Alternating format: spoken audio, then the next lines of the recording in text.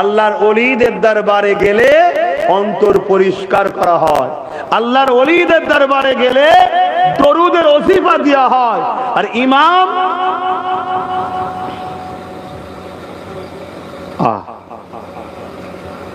ইমামে গাজ্জালি হুজুর বলছেন নবীর প্রেম দুই দিক দিয়ে হয়, এক নবীর জীবনী পড়ো আর নবীর উপরে বেশি বেশি দরুদ পড়ো। জোরে বলুন সুবহানাল্লাহ। আল্লাহর ওলিদের দরবারে গেলে ওলিরা দরুদের সবক দেয়। ঈশান নামাজ বাদ এই দরুদ 1000 বার পড়বে কি 500 বার পড়বে, প্রতিদিন তুমি পড়বে। আগেকারে মুরব্বী বাপেরা যারা জিকির করেছে তারা জানে, কথা বুঝে আসছে। সেসব কোনো বড় প্ল্যান করে তুলে দেওয়া হয়েছে। আর এই তুলেছে কারা? ভেতরের দুশ্মনেরা। আর কেন তুলানো হয়েছে? বাইরের দুশ্মন অর্থ দিয়েছে তুলে দে। কেন? তুললেই তো ইমানটা দুর্বল। আর ইমান দুর্বল যদি হয়ে যায়, ও যতই বলুক 250 কোটি পৃথিবীতে আছি আমরা, কিচ্ছু করতে পারছি না। যতই বলুক ভারতবর্ষে 40 কোটি আছি, কিচ্ছু করতে পারছি না। আর এক মঈনুদ্দিন আজমিরি করে দেখিয়ে দিয়েছে। জোরে বলুন সুবহানাল্লাহ। এক মুজাদ্দিদ আল-পেসানি করে দেখিয়ে দিয়েছে। জোরে বলুন সুবহানাল্লাহ। আর আজকে আমরা কি করছি বুঝতে পারছেন তো নাকি? আমাদের মেন পাওয়ার কোনটা? ইমান। ইমান, সেই ইমানের পাওয়ার বার করে নেওয়া হচ্ছে বড় প্ল্যান করে। আপনি ভাবছেন হারে নামাজ, দাড়ি, টুপি, জুব্বা, পাগড়ি, মৌলানা, মুফতি, আহা এই লোকটা কখনো খারাপ হতে পারে? অথচ তার পিছনে কোটি কোটি ডলার টাকা দেওয়া হচ্ছে। কি কাজ? নামাজের বেলায়, রোজার বেলায় ঠিক আছে, হজের বেলায় ঠিক আছে, দান খায়রাতের ঠিক আছে, মেন গোড়াটা তুলে লাও। গাছের ডালপালা ফলমূল কাটতে যাস না, নজরে পড়ে যাবে। এই ডাল কাটছিস কেন রা?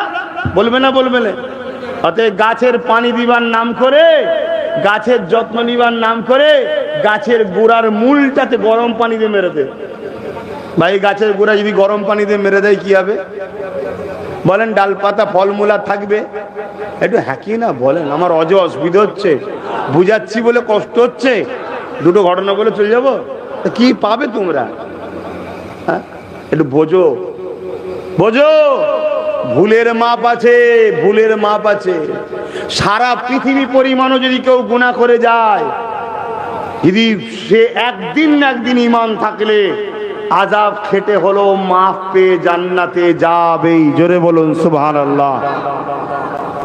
আর পৃথিবী পরিমাণ নেকি করেছে কিন্তু এই মূল শেষ, সে জাহান্নামে ঢুকবে আর কোনোদিন, জোরে বলুন, বেরোবে না। হাদিসে কুরসির মধ্যে আল্লাহ পাক জানিয়ে দিলেন, এ দুনিয়া মানুষেরা আমার পেয়ারা বান্দা, আমার মাহবুব বান্দাদের বিরোধী যারা করছো, তোমরা প্রস্তুত হয়ে নাও। কাল কিয়ামতের ময়দানে আমি আল্লাহ তোমাদেরকে যুদ্ধের ঘোষণা দিচ্ছি। তোমাদের ঘরে আমার সঙ্গে যুদ্ধ করতে হবে। কেন? তোমরা আমার মাহবুব পেয়ারা বান্দাদের বিরোধী করেছো। আর তোমরা যদি আমার মাহবুব বান্দাদের সঙ্গে মহব্বত রাখো, ভালোবাসা রাখো, তাদের সোহবতে উঠা বসা করো, মনে রেখে দিও আমি আল্লাহ বড় দয়ালু। যদিও তোমাদের কোনো ভুল হয়ে যায়, আমি আল্লাহ গফুর ও গফফার, দয়াময় মাফ করে দিতে পারি। যদি মাফ নাও করি, দুনিয়ায় বিমার দিয়ে, মুসিবত দিয়ে ওই গুনাহকে মাফ করিয়ে নিয়ে হলো আমি আল্লাহ আমার মাহবুব বান্দাদের সাথীদের করে তাদের সাথেই জান্নাতি বানাবো। কেননা নবী আমার জানিয়ে দিয়েছে, বুখারী শরীফের হাদিস, এক গ্রাম্য মানুষ চলে আসলো, আল্লাহ নবীকে জিজ্ঞাসা করলে, ইয়া রাসূলুল্লাহ, হাবিবাল্লাহ, কিয়ামতটা কবে হবে? আল্লাহ নবী বললে, বাবা ছেলের কিয়ামত অবশ্যই একদিন না একদিন হবে। মা'আদাত্তা লাহা, তবে তুমি কিয়ামতের জন্য কি করেছো? ওই যুবকটা বলতে লাগলো, ফাকামা আদাত্তু লাহা কাসীরা সালাতি ওয়া সিয়ামি, ইয়া রাসূলুল্লাহ, হাবিবাল্লাহ, বেশি বেশি নামাজ রোজা আদা করতে পারিনি, ফরজ ওয়াজিব সুন্নাতে মুআক্কিদাটুকু করেছি। ইল্লা তবে আন্নী উহিব্বুল্লাহ রাসূলুহু, আমার হৃদয়ে, আমার কলবে, আমার অন্তরে সব থেকে বেশি আল্লাহ ও রাসূলকে ভালোবাসি। নবী আমার বলেন ভালোবাসায় কি হবে? আল্লাহ নবী বলেছিলেন আল মারু মা মান হাব্বা, দুনিয়ায় যে যাকে ভালোবাসবে পরকালে আল্লাহর জান্নাতে তার সাথে থাকবে। আরো জোরে বলুন সুবহান।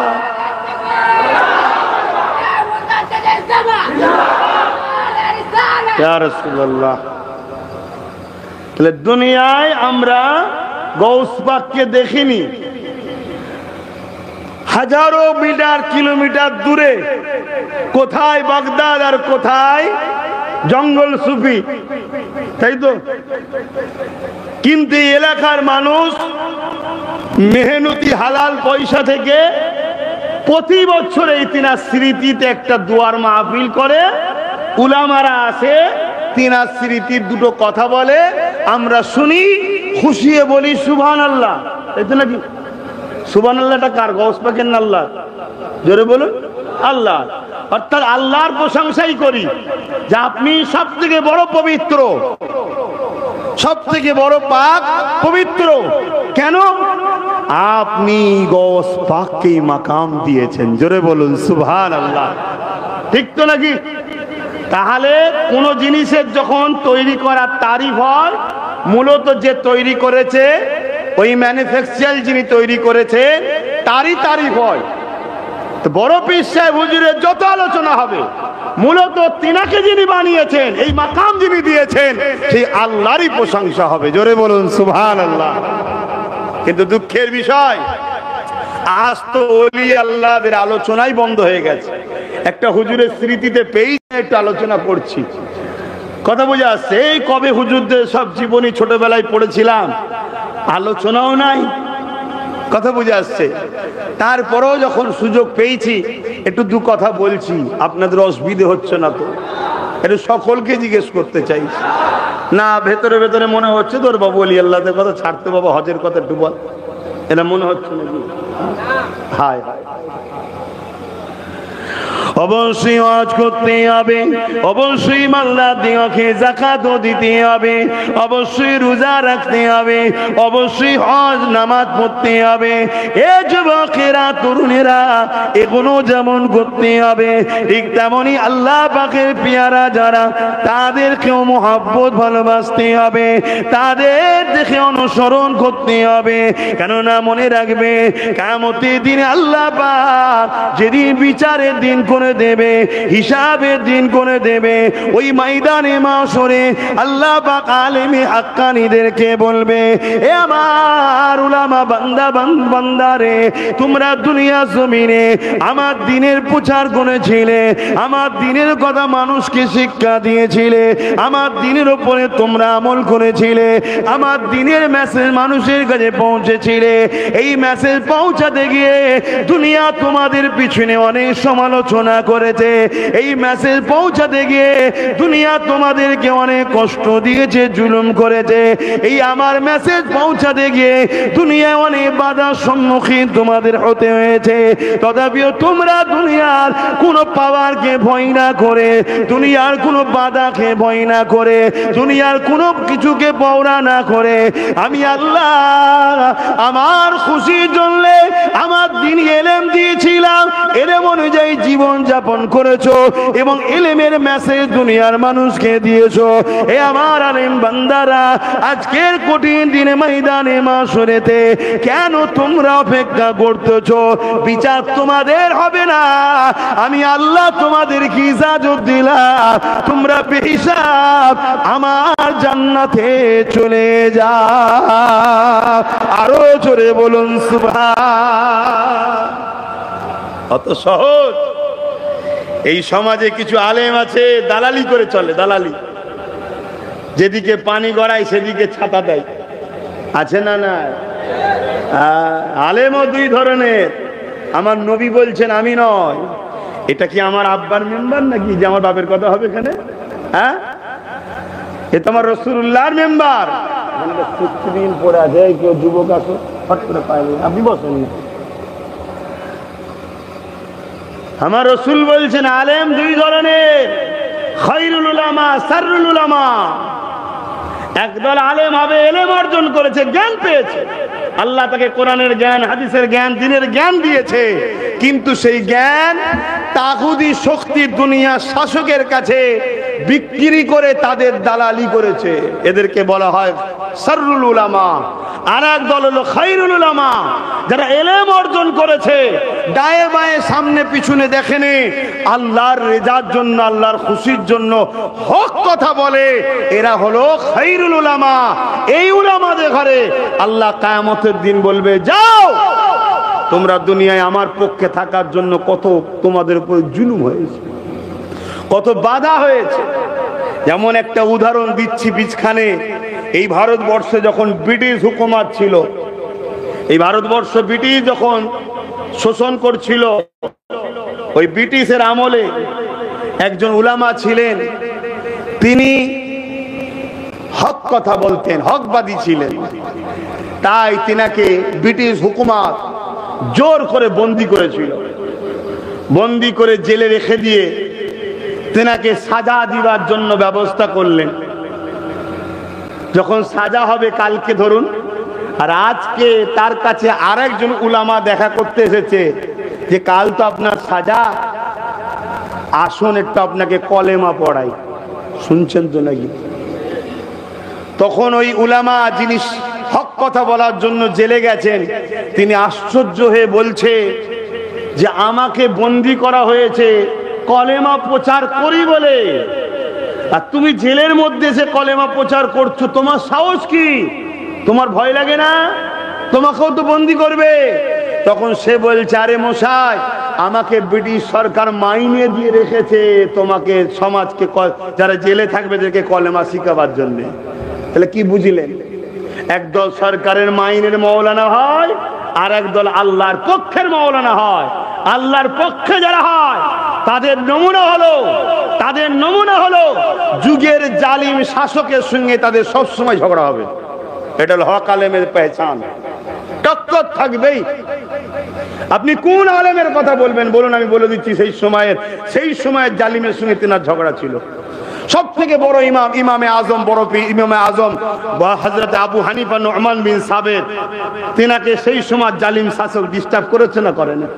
ইমাম বুখারী তিনার উপরে এত জুলুম করেছে, তিনি বুখারা ছেড়ে চলে গেছে, তিনার এলাকা ছেড়ে চলে গেছে। কোন আলেমের কথা বলবেন? ইমাম মালিক, তিনাকে প্রতিদিন 100 করে বেতের আঘাত দেওয়া হতো, পিঠ দিয়ে রক্ত ঝরতো। কেন? তিনি হক কথা বলতেন, সময়ের জালিম শাসক, তাই তেনার উপরে জুলুম করতেন। মৌলানা দেখলে হবে না, শুধু মুফতি মৌলানা দেখলে হবে না, দেখতে হবে সময়ের জালিম শাসকের সঙ্গে তার ঘনিষ্ঠতা না দূরত্বতা। যদি ঘনিষ্ঠতা থাকে তাহলে জানতে হবে এ হলো শাররুল উলামা, আর দূরত্ব থাকলে জানতে হবে খায়রুল উলামা। এসব নমুনা তো ইতিহাস যুগে যুগে ঘটছে, এগুলো যদি আমরা আজও না বুঝতে পারি তবে কি করে চলবেন? আমার ভারতবর্ষে একটা ইতিহাস ছোট্ট করে বলছে, অসুবিধা হচ্ছে নাকি? হতভাগা আকবর বলে একটা রাজা ছিল না, দ্বীনে ইলাহি বার করেছিল কোরআনের বিরুদ্ধে, অর্থাৎ কোরআন ব্যান, আসমানি কিতাব এসছে, কিতাবের নাম দ্বীনে ইলাহি। বলুন নাউজুবিল্লাহ। কিয়ামত পর্যন্ত কেউ যদি আকাশে উড়ে উড়ে গিয়েও বলে যে নতুন কিতাব এসেছে, মানবেন কেউ? জোরে বলুন। কেন? কোরআন হলো আখেরি মেসেঞ্জার, আখেরি কিতাব আসমানি, আর নবী মুহাম্মদ সাল্লাল্লাহু আলাইহি ওয়াসাল্লাম হলেন আখেরি রাসূল। মনে রেখে দিও যুবকরা, বাবুরা মনে রাখো, আখেরি জামানায় কত কি চলছে। দাজ্জাল বেরোবে, দাজ্জাল প্রথমে সে নিজেকে নবী দাবি করবে, তারপরে খোদা দাবি করবে। হাজারো লাখো লোক তার পিছনে ছুটবে, তাকে মেনে নেবে। কেন? সে কিছু অলৌকিক ঘটনা দেখাবে। কি? 500 বছর, 1000 বছর আগের কবরস্থানের ধারে গিয়ে বলবে, ওঠো, এই অমুকের দাদু ওঠো, কি অমুক ওঠো, উঠে পড়বে, তোমার সঙ্গে কথা বলাবে। এগুলো দেখে তুমি ভাববো, সর্বনাশ, এখন কিছু বাবা বেরিয়েছে, মুসলমান ছেলেরা সেই সব বাবার কাছে যায়, তারা একটু চমৎকার দেখায়, ওই চমৎকার দেখে মুসলমানের ছেলেরা ঈমান নষ্ট করছে। এর থেকেও চমৎকার হবে, কবর থেকে মুর্দাকে তুলবে, এ পাওয়ার তাকে আল্লাহই দেবে। এ পাওয়ার দাজ্জালকে কে দেবে? আল্লাহই দেবে। কেন? আমাদের ঈমানের পরীক্ষার জন্য। আমরা নবীকে কতটা মানি।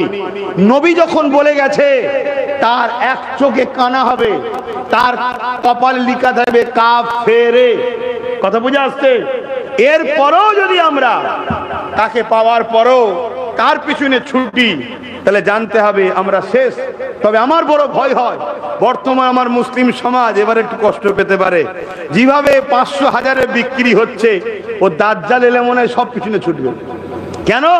দাজ্জাল সোনা দেবে, হিরে দেবে, আর দাজ্জাল যে সময় আসবে ওই সময়ে মানুষ খরা দেখা দেবে, ভিখারি হয়ে যাবে। এখন তো কোনো লোকের বাড়ি অভাব নেই, আছে নাকি? এরপরও 500,000 পেলে আমরা ছুটি, হক না হক দেখি না, কি করি না করি না। দাজ্জাল যখন আসবে, একদিকে পেটের জ্বালা, খাদ্য নেই, কাজ কারবার নেই, পুরো খরা দেখা দিয়েছে। এটা প্ল্যান হচ্ছে, এই যে গরিব বানাবার প্ল্যান।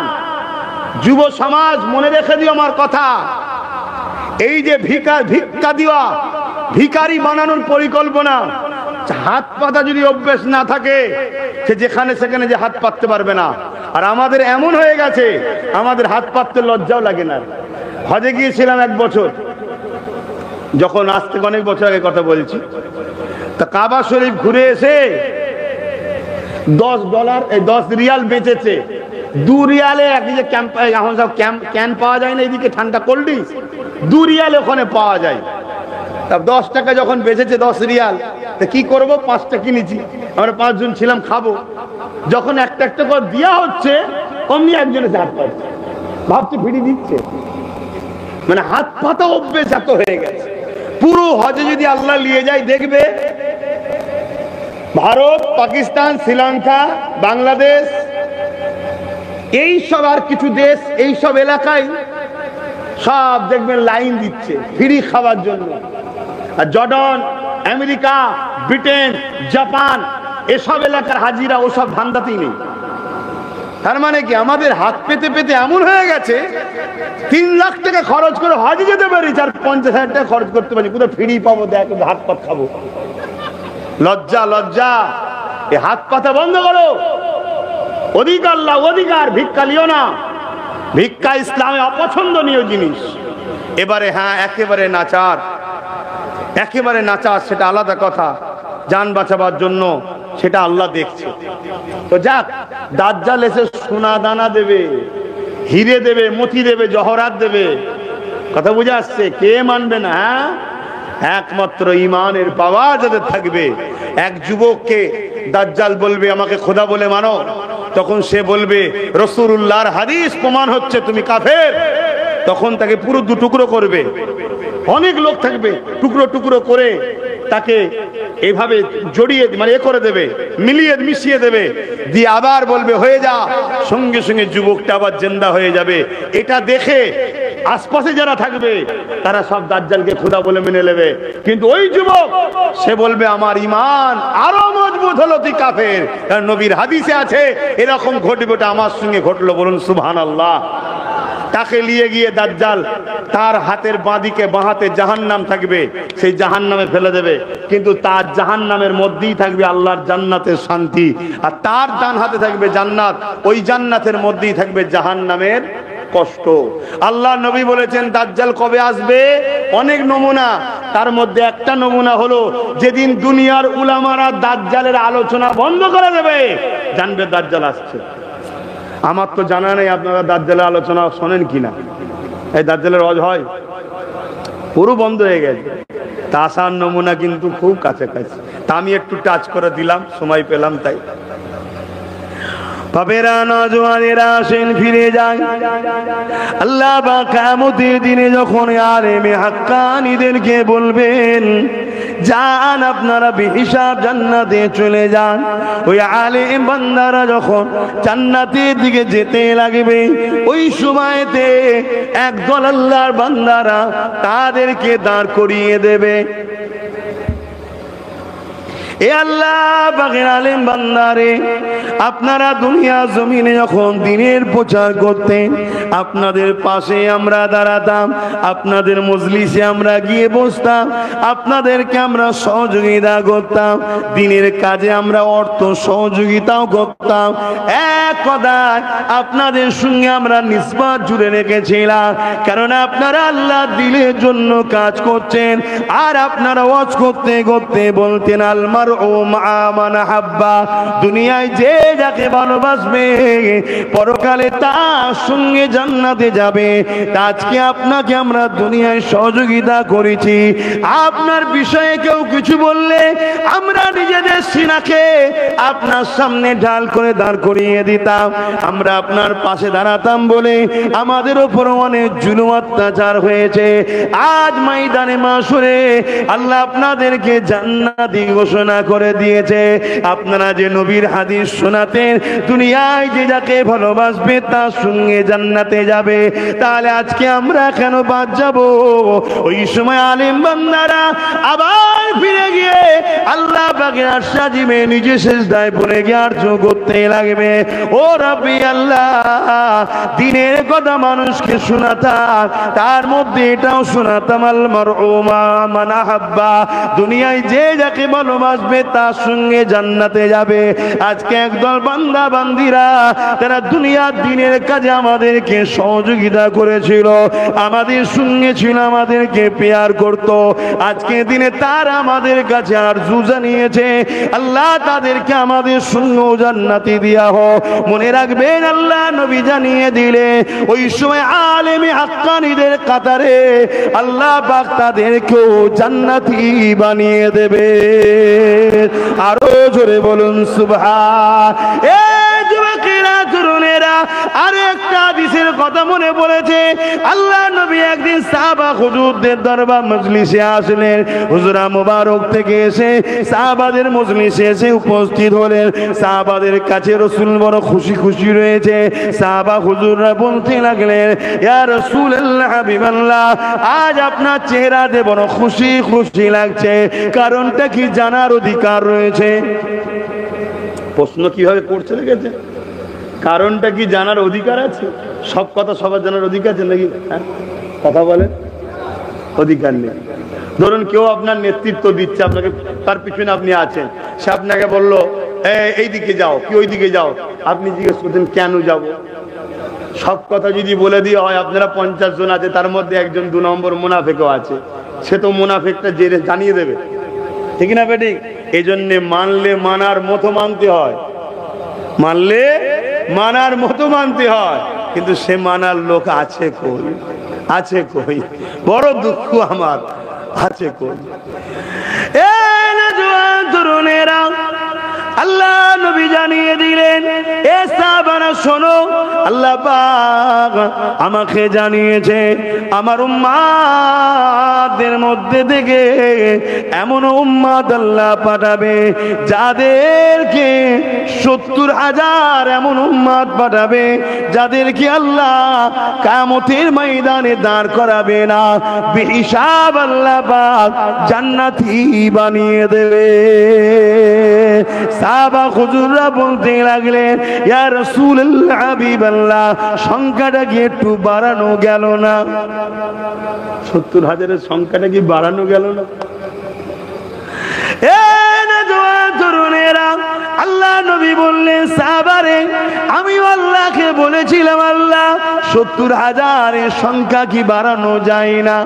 আল্লাহ পাক বলেছেন, হাবিব আপনি যাতে রাজি আমি তাতে রাজি, আপনার খুশির জন্য জানিয়ে দিলাম, ওই যে 70,000 বেহিসাব জান্নাতে যাবে, ওই 70,000-এর এক এক জনার সাথে আরো 70,000 করে জান্নাতে যাবে।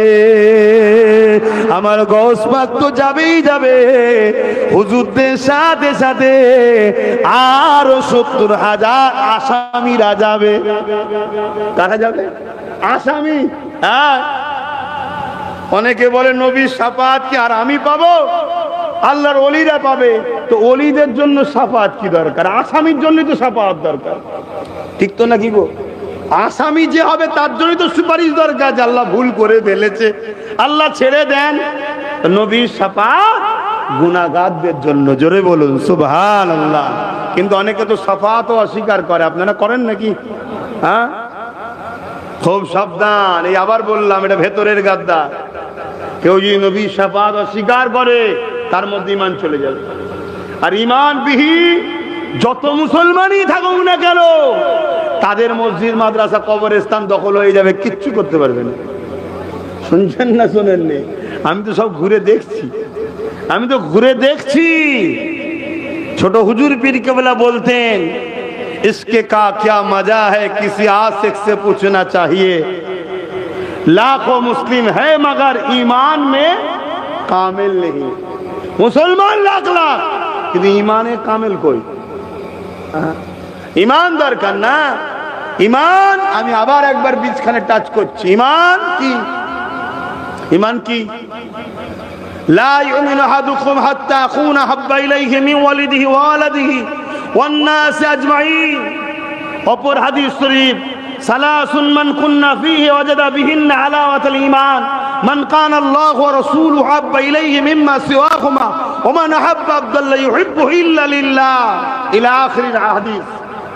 ঈমান কি? হযরত ওমর ফারুক বসে আছেন, রাসূল হাদিস বলছে, তোমাদের টাকা পয়সা, জমি জায়গা, ঘর বাড়ি, ছেলে পুলে, নেতা কেতা, শুনছেন তো নাকি?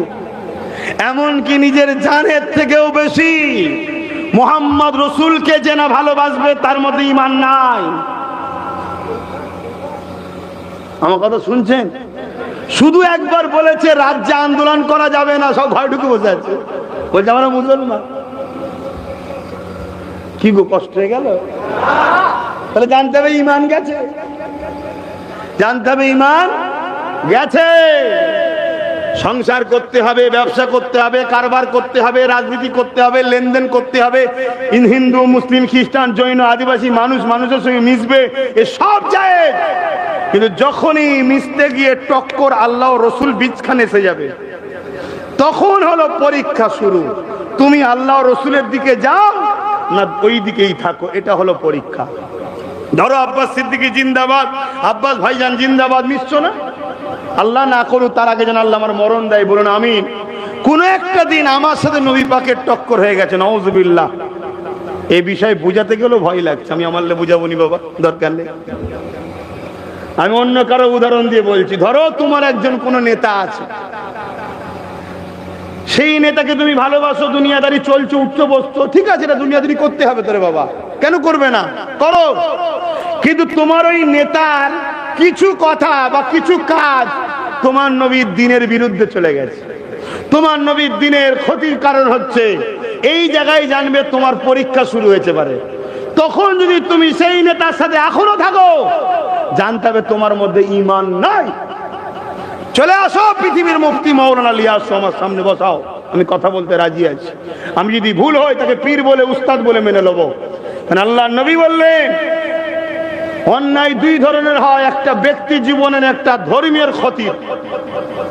ধর্মের ক্ষতির কোন অন্যায় যদি কেউ দেখে, হাত দিয়ে রুখতে হবে। হাত দিয়ে যদি রুখতে না পারো, মুখ দিয়ে রাখো। মুখ দিয়ে না পারো, অন্ততে ঘৃণা করে চলে যাও। এই তিনটের মধ্যে কোনোটা যদি না থাকে, রাসূল বলছে তার মধ্যে ঈমান নাই। আজকে কেন্দ্র সরকার বলছে মসজিদ, মাদ্রাসা, কবরস্থান ওয়াকফ কালা কানুন করে দখল করতে চাইছে, এটা অন্যায় না? অন্যায় নয়?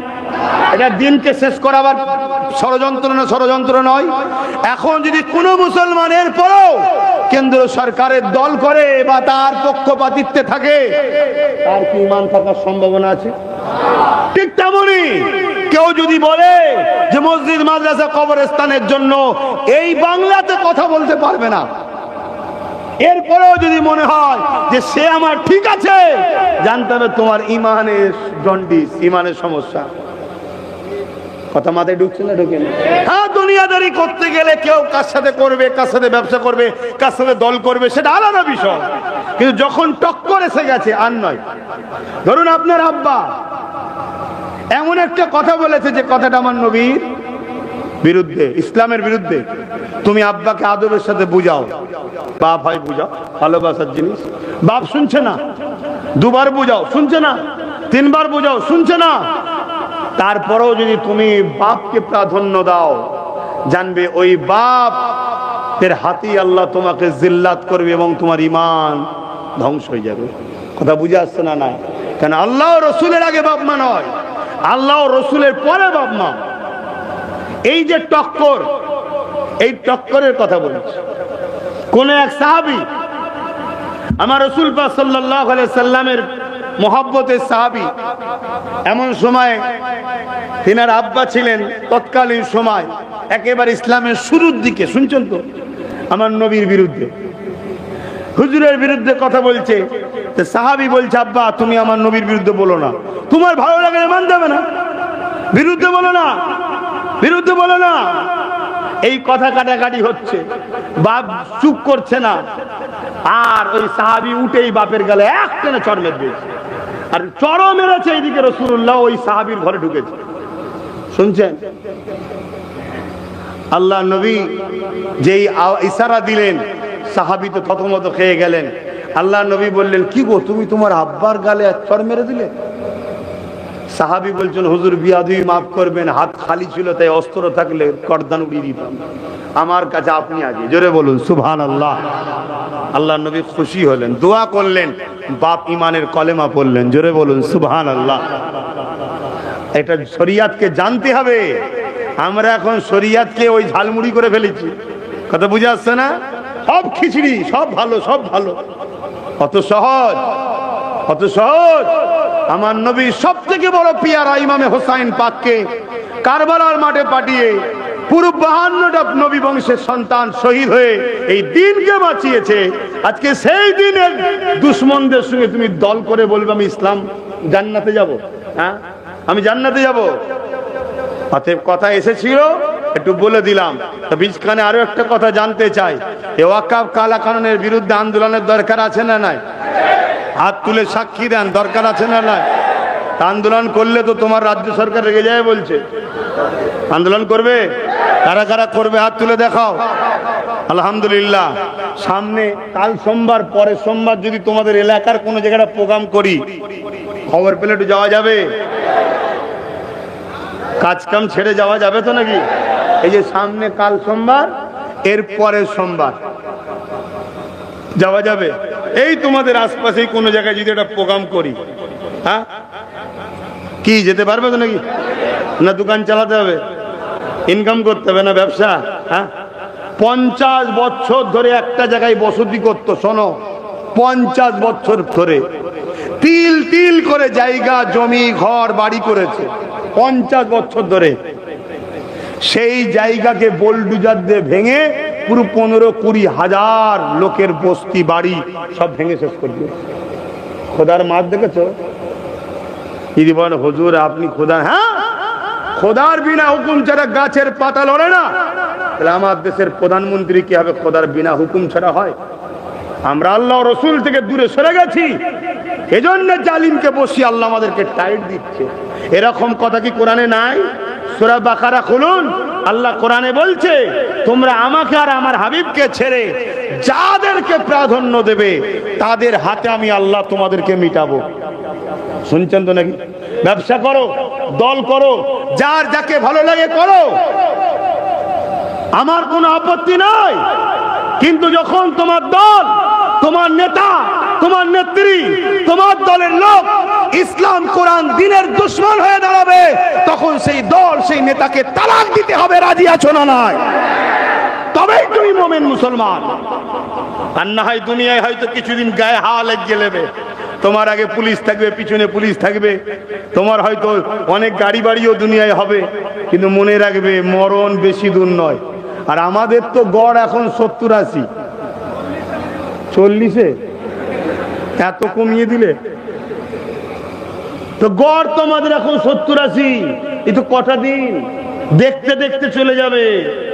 আর 70-80 তো পরে মরণ হবে, মরার আগে দুনিয়াতে ওই ঠিকই বলেছে 40 পার হওয়ার পরেই যেন আযাবে দুনিয়া। ঠিক না বেঠিক? বাপেরা বলেন না একটু, এ দুনিয়া আর ভাল লাগছে? না ঘরে শান্তি আছে না বাইরে শান্তি আছে। বাইরে বেরোলেও কেউ বসতে নিচ্ছে না বুড়ো, আর ঘরে গেলেও কেউ গুরুত্ব দিচ্ছে না, কেউ খেয়াল রাখছে না, তাই না? হাতে সময় থাকতে থাকতে ভাবুন বাপেরা, নজওয়ানেরা পরিবর্তন হয়ে যান। এ নজওয়ানেরা কিয়ামতের দিনেতে কঠিন দিন হবে, যে দিন সম্বন্ধে আল্লাহ নবী সাহাবা হুজুরদেরকে জানিয়েছে। এ বাবা সাহাবারা, ময়দানে মাশরের জন্য আল্লাহ পাকের কাছে বেশি বেশি করে কাঁদবে। সাহাবা হুজুররা বললেন, ইয়া রাসূলুল্লাহ, হাবিবাল্লাহ, ময়দানে মাশরটা কেমন হবে? কারণ আপনি বারবার ময়দানে মাশরের কথা বলে। আল্লাহ নবী বলেছিলেন, এ বাবা সাহাবারা, ময়দানে মাশরে এমন বাপ পাওয়া যাবে, ছেলেকে জমিনে শুইয়ে দিয়ে তার বুকের উপরে পা দিয়ে দাঁড়িয়ে যাবে। শোনেন মন দিয়ে, ময়দানে মাশরে এমন ছেলে পাওয়া যাবে, নিজের বাপকে জমিনে শুইয়ে দিয়ে তার বুকের উপরে পা দিয়ে দাঁড়িয়ে যাবে। আজকে যে বাপেরা হালাল হারাম দেখা দেখি নেই, লুটে পুটে চুরি করে আর করে চিটিংবাজি করে ছেলে কি করে বড় হবে, ছেলের জন্য টাকা জড়ো করছে। কিয়ামতের দিনে রাসূল বলছে, ছেলে বাপকে শুইয়ে দিয়ে তার বুকের উপরে পা দিয়ে দাঁড়াবে, আর বাবা ছেলেকে শুইয়ে দিয়ে তার বুকের উপরে পা দিয়ে দাঁড়াবে। এক কথাই মা মেয়ে, মেয়ে মায়ের উপরে, যার উপরে যার জোর চলবে জমিনে শুইয়ে দেবে, তার বুকের উপরে পা দিয়ে দাঁড়াবে। সাহাবারা জিজ্ঞেস করছেন, হুজুর কারণ কি? আল্লাহ নবী বললেন, সূর্যের তাপেতে জমিনটা পুড়ে যেমন লোহা লাল হয়, ওরকম লাল হয়ে যাবে, দাঁড়াতে পারবে না। শুনছো? একটু ভাবো, আজ মরলে কাল কি জানা যায়? মিনহা খালাকনাকুম ওয়া ফিহা নুঈদুকুম ওয়া মিনহা নুখরিজুকুম তাহারাতান উখরা। না হুজুর যাবে না নেতা যাবে, আসবে কামলিওয়ালা মা আমিনার লাল আসবে কবরে, জানো তো নাকি? হ্যাঁ, কিন্তু সেখানে কি প্রশ্ন করা হবে? মুহাম্মদ সাল্লাল্লাহু আলাইহি সাল্লামকে দেখিয়ে বলা হবে, ইনার সম্বন্ধে তোমার দুনিয়ার ধারণা আকীদা কি ছিল বলো। শুনছেন তো নাকি? হ্যাঁ, তুমি যদি সেই নবীর দিনের না হও, আরে উপকার যদি করতে নাও পারো, ক্ষতি তো করো না। তুমি আমি তো ক্ষতি করে ফেলছি। তোমার আমার সাপোর্টে কেউ ক্ষমতায় আসছে, আর সে ক্ষমতায় এসে তোমার এই পাশের সীতাপুরের মাদ্রাসার 11টা শিক্ষক বন্ধ করে রেখেছে। চলে যাও, আমি গল্প বলছি না। আলী আকবর সিদ্দিকীর বেটা জুলফিকার সিদ্দিকীর পোতা, জবানার মুজাদ্দিদের বংশের আওলাদ, নবী খানদানের সন্তান। যাও সীতাপুরে 11টা শিক্ষক নেই, আমার টাইটেল মাদ্রাসার 14টা নেই। রিসেন্ট রফিক সাহেব চলে গেল, আর একটা মনে বেড়ে গেছে। তোমার আমার পাওয়ারই তো হচ্ছে, তোমার আমার ভিক্ষার কারণেই তো হচ্ছে। নবীর প্রতিষ্ঠান, নবীর ঘর, মাদ্রাসার শিক্ষক যখন শেষ হয়ে যাবে, তার মানে ওখানে কেউ ছাত্র দেবে না। ছাত্র যখন দেবে না, তালা বন্ধ হয়ে যাবে।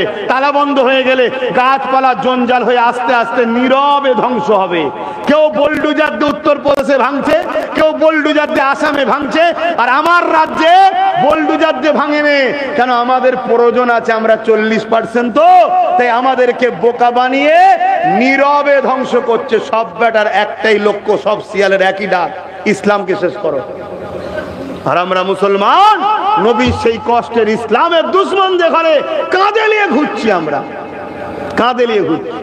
যদি নিতে হয় কাঁধে লিউনি, যদি নিতে হয় কাঁধে লিউনি, পার্টনারে লাও, পার্টনারে আয়, ভাগিদারিতে আয়। তুই তললে চলবি, আমি আমার লে চলবো। আমার ঘরের দিকে চোখ তুললে চোখ উপড়ে নেবো, তোর ঘরের দিকে আমিও তাকাতে যাব না। তুই তোর টালে, আমি আমার টালে। আমার লে আমার মসজিদ, আমার মাদ্রাসা, আমার কবরস্থান, আমার খানকা, আমার কম, আমার ছেলে পুলে কিভাবে চলবে সেটা আমি বুঝবো। কিন্তু আমার মাদ্রাসা মসজিদের দায়িত্ব তুই কি করে থাকতে পারিস না? আর আজকাল প্রত্যেকটা গ্রামে কম বেশি 95% মসজিদের কমিটি হলো সব থেকে বড় দালাল। এরা ইসলামের দুশ্মন। আচ্ছা, খেয়াল করে দেখুন, আপনার এখানে চিল্লালে হবে না। প্রত্যেকটা গ্রামবাসীকে বলে যাচ্ছে, আমি হক কথা বলনেওয়ালা ছেলে। যে গ্রামে মসজিদকে নিয়ে খেলা হবে, ওই গ্রামবাসীকেও কিয়ামতের দিন আল্লাহর কাছে পাকড়াও হবে, জাহান্নামে যেতে হবে। যে আমার ঘরের জন্য তোরা কি করেছিস বল? আজকে জান্নাত চাইছিস? যদি বলেন আল্লাহ কথা বললে জেলে যাব, আরে আমার ইব্রাহিম আমার জন্য আগুনে গেছে, তুই জেলে যাবার ভয় করে প্রেম দেখাচ্ছিস?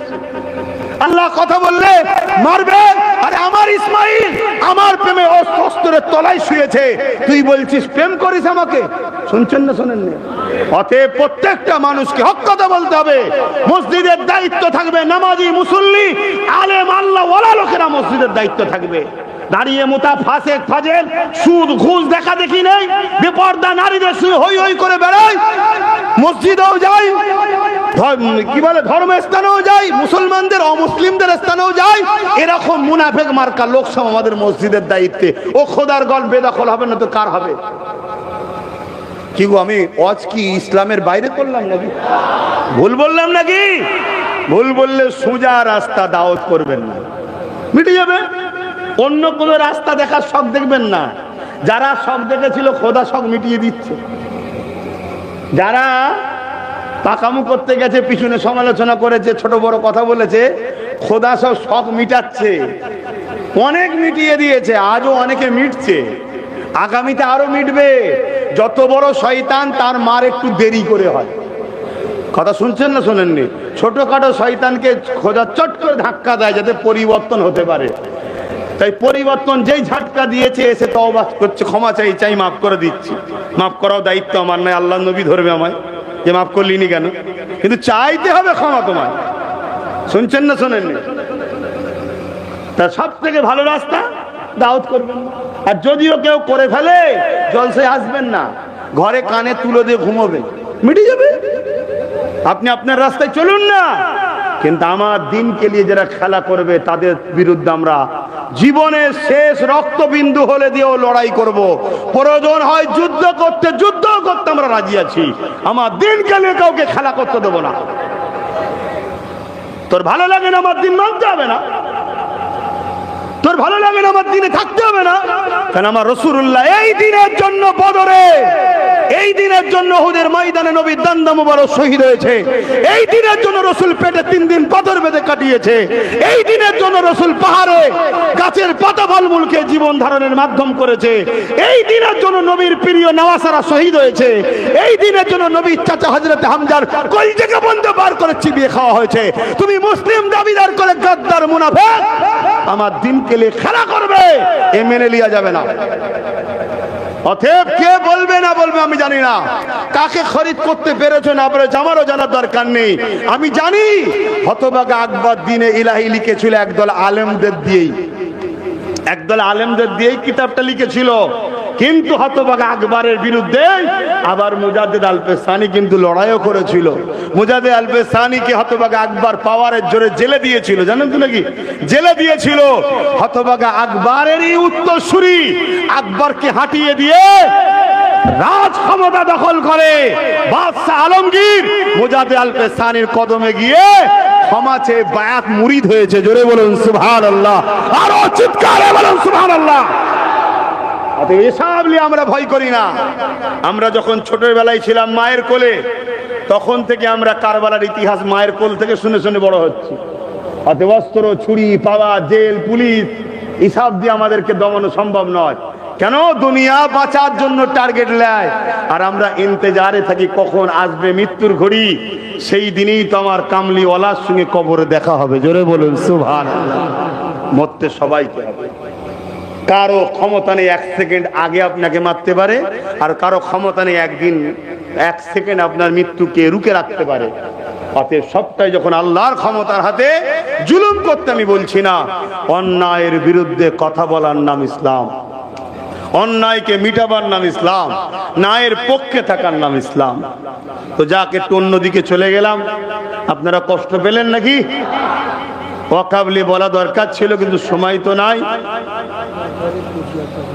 সময় তো নাই।